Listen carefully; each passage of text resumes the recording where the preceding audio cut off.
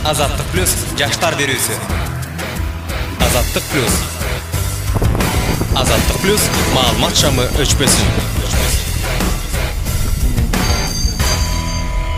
Так. Мирландын биринчи эң жакшы стендабы.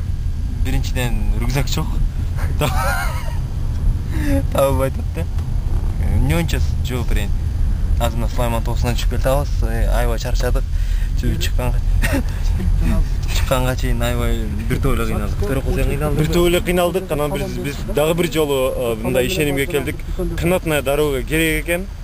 Туристтерге да керек экен, бизге да керек экен. Мисалы мына куштарды карап көрсөңөр, азыр күлүп турган менен өзү аябай чарчаган. Туурабы? Экинчи чыкпайм деп, экинчи чыкпайм деп атат. Канатная дорога салып чыккан.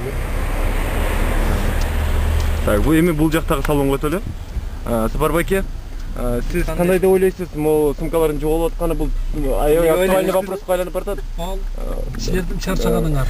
Катуу жумуш жасап. Бул водительдердин жооптуу болуш керек го дейм бир нерселер.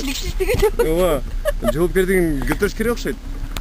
Бул канча сиз бул жөнүндө бир комментарий берип кетсеңиз, биздин баланс деген нерсе бар биздин программада. Баланста бир комментарий бербесеңиз болбой калды, үчүнчү тараптын. Бул жакта тил жакка да тартпайм, бул жакка да тартпай айда турган болсом, айдоочубуз дагы жоопкерчилигин жаштар дагы жоопкерчиликсиздигин көрсөттү. А мен болсо кароолчулукту аткарбай койуп турмун. Мынакей, биздин эксперттер ушинтип өздөрүн дагы күнөөсүн мойнуна алып отурушат.